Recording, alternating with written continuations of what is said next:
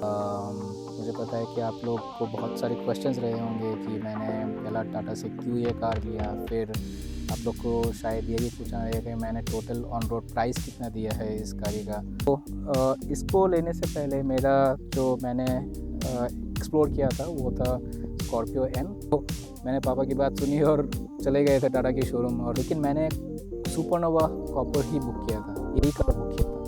तो ये और एक बेनिफिट है क्योंकि it gave me A benefit of choosing this colour.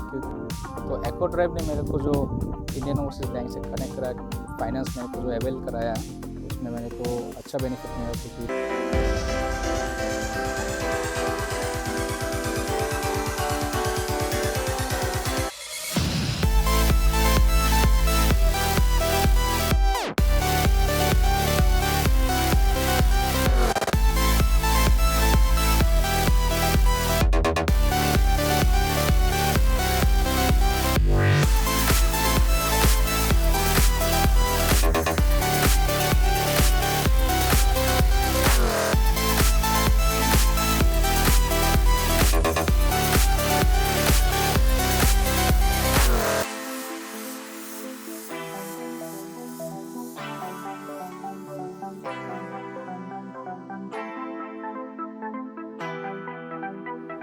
Hello everyone, welcome back to my channel again. तो अभी चल रही है नवरात्रि और कल से दुर्गा पूजा की स्टार्टिंग है। तो आप सभी को मेरी तरफ से नवरात्रि की हार्दिक शुभकामनाएं। আর এই दुर्गा पूजाते আমি আমার तरफ থেকে সবাইকে শুভেচ্ছা জানাচ্ছি। तो मुझे पता है कि ये वीडियो बहुत ही अवेटेड था क्योंकि मैं 22 दैट इज़ लास्ट मंडे 22 सितंबर को मैं ये कार डिलीवरी लिया हूँ। तो मुझे पता है कि आप लोग को बहुत सारे क्वेश्चंस रहे होंगे कि मैंने पहला टाटा से क्यों ये कार लिया। फिर आप लोग को शायद ये भी पूछना रहेगा कि मैंने टोटल ऑन रोड प्राइस कितना दिया है इस गाड़ी का। फिर अभी तक का मेरा एक्सपीरियंस कैसा रहा इस गाड़ी के साथ। ओनली 1 वीक, बहुत अर्ली है कुछ भी कहने के लिए, लेकिन फिर भी मुझे पता है कि आप लोग के पास बहुत सारे क्वेश्चंस रहेंगे श्योर।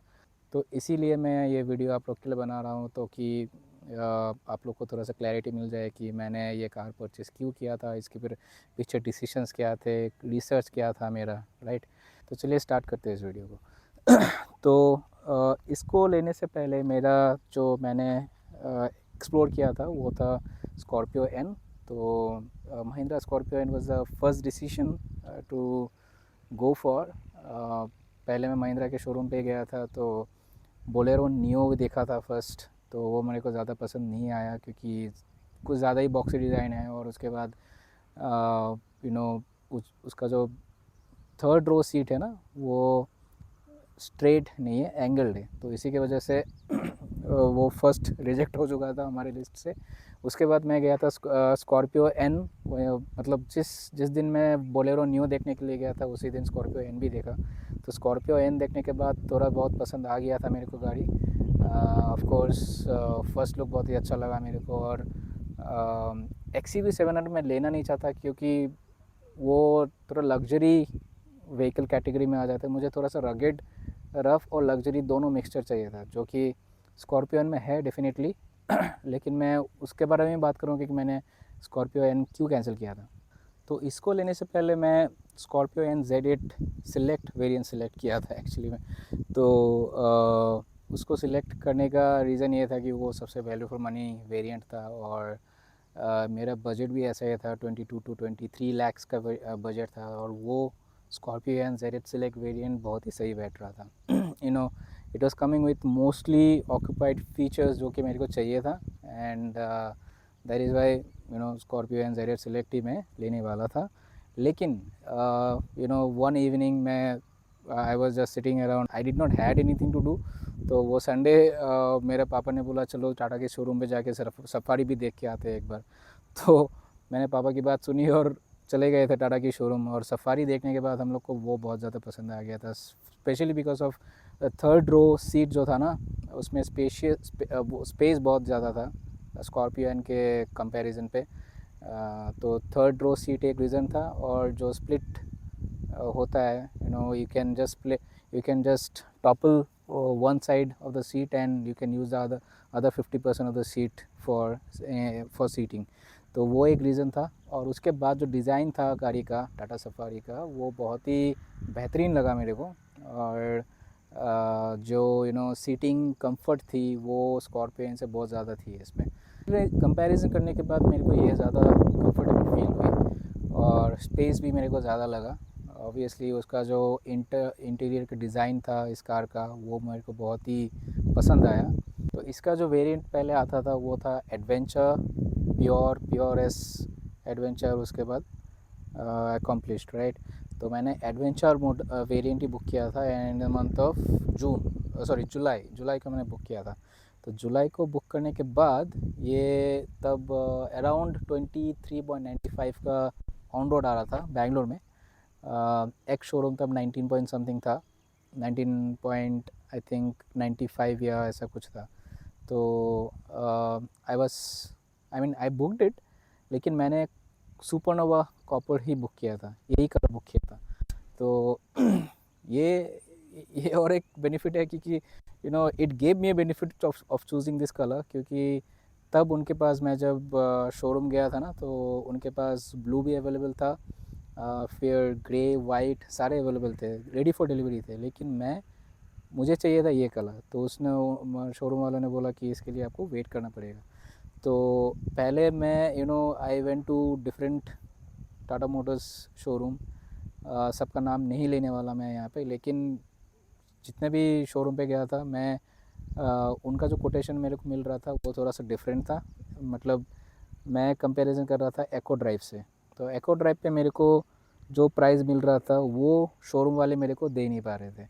तो मैंने सोचा ठीक है, तो फिर मैं जाके एको ड्राइव से बुक कर लेता हूँ। तो मैंने सिर्फ 25,000 का बुकिंग किया था एको ड्राइव से, और उसके बाद मुझे उन्होंने कनेक्ट कराया बेलाट टाटा से। सो बेलाट टाटा, उसके बाद I got in direct touch with Bellad Tata. I did not have anything to do with Acko था, लेकिन एको ड्राइव ने मेरे को कंटिन्यूसली अपडेट्स देते गए। If I had to ask anything to the Bellad Tata, Acko drive वो सारे अपडेट्स मेरे को पहले ही दे देते थे।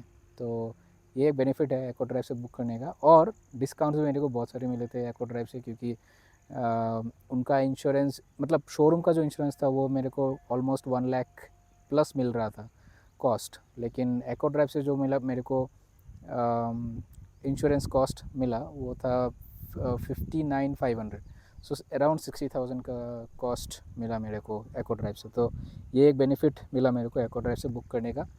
तो हाँ, मैं किसी भी शोरूम से ले भी सकता था और एको ड्राइव से इंश्योरेंस ले सकता था, वो भी मेरे को सेव डेफिनेटली करता। लेकिन एको ड्राइव से बुकिंग करने के बाद एक बेनिफिट तो है कि आपको ज़्यादा वरी करने की ज़रूरत नहीं पड़ती है, और थोड़ा सा एडिशनल बेनिफिट भी मिलता है।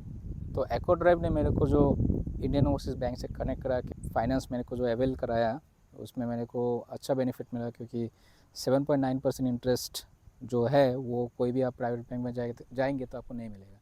तो ये एक चीज़ है, बेनिफिट है एको ड्राइव से बुक करने का। और एक बेनिफिट मिला है कि मेरे को 10,000 डिस्काउंट मिला है, क्योंकि मैंने फाइनेंस ऑप्शन एको ड्राइव से लिया था।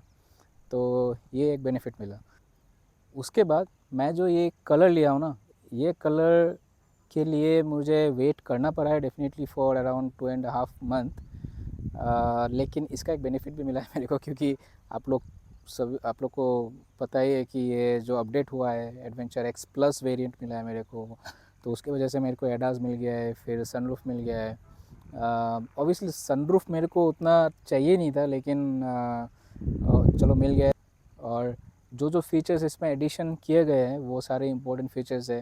मेरा कहने का मतलब ये है कि जो फीचर्स इस गाड़ी में एडिशन किया गया है वो सारे I feel they are much beneficial for any modern cars to have right now.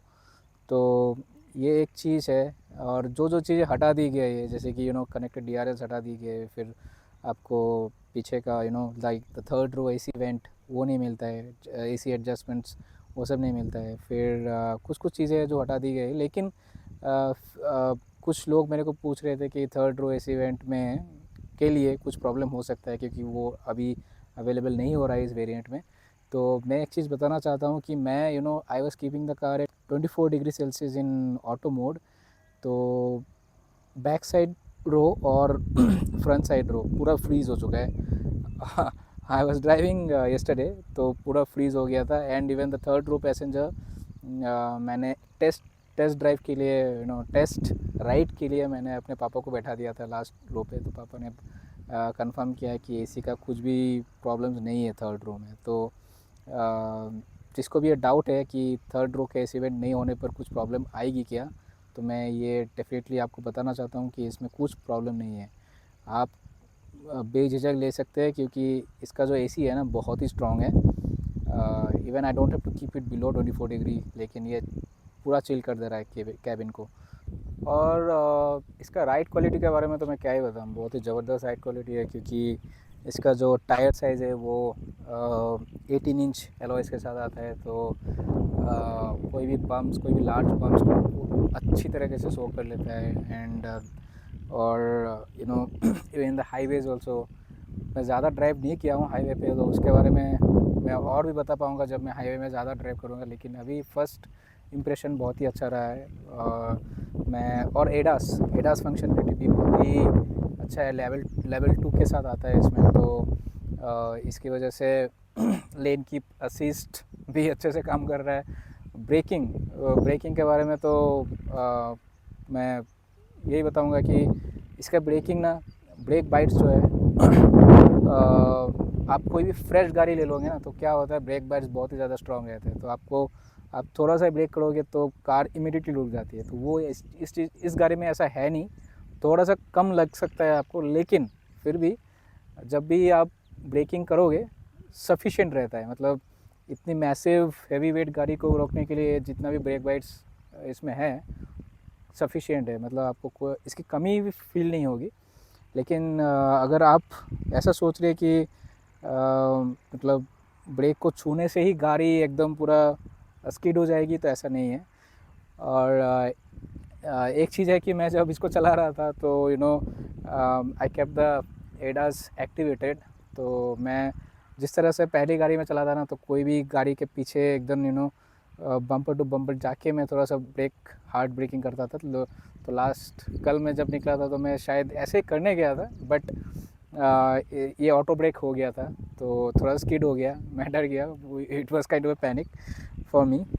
लेकिन फिर तो वही था कि एडास एक्टिवेट हो गया था। और मेरा जो लास्ट वीडियो था कि मैं कार को डिलीवरी लेने गया था बेलाट टाटा से, तो ये भी बताना चाहूँगा कि बेलाट टाटा से मेरे को बहुत ही अच्छा, नॉट दैट ओनली ऑफ़र मिला है, लेकिन बहुत ही अच्छा सपोर्ट मिला है। उन्होंने कोई भी क्वेश्चन रहा है, कोई भी क्वेरी रहा है मेरा, हर वक्त मेरे को आंसर किया है। तो कोई भी अगर बेंगलोर में है और टाटा की गाड़ी उठाना चाहते हैं, तो definitely they can prefer going to Bellad Tata and check with Sakrappa sir से आप देख सकते हैं, बात कर सकते हैं। और he is the sales executive manager there. तो मेरे को कोई भी अगर क्वेरी रहता था और मेरे को अगर इमीडिएटली रिस्पॉन्स या कुछ चाहिए होता था क्वेरी का, तो Sakrappa sir was always there to answer me on that. तो ये एक चीज़ है।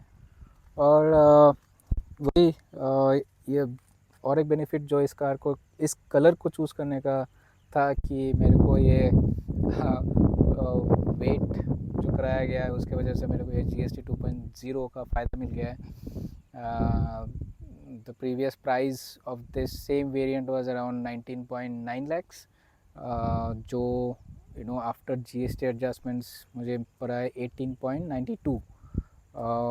92 क्यों? क्योंकि आपने देखा होगा होर्डिंग्स में लिखा होगा 90,000, मतलब 18.90,000 का होर्डिंग्स लगा होगा।